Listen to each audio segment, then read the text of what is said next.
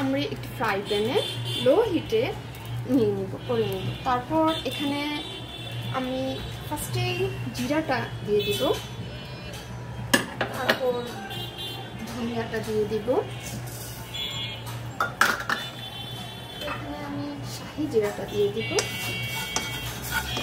লো হিটে, আমি আবারও বলছি, লো হিটে ভেজে নেব।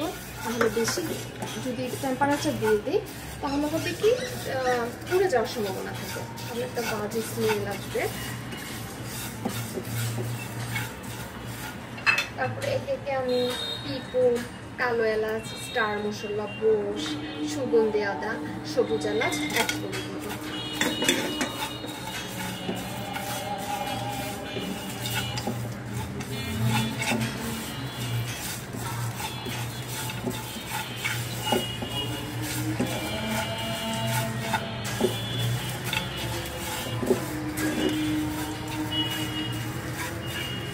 তারপর আমি এখানে যে ড্রাই ফ্রুটটা নিয়েছি সেটা অ্যাড করে দিচ্ছি,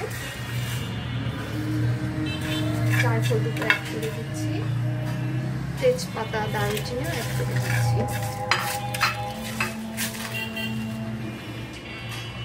লবঙ্গ, গোলমরিচ,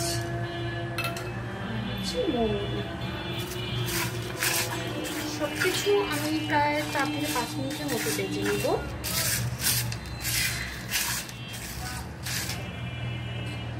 মিনিটের মতো ভালো করে ভেজে নিয়েছি। এখন সমস্ত ইনগ্রেডিয়েন্টসগুলো আমরা একটু জাল নিয়ে নেব মিক্সারে।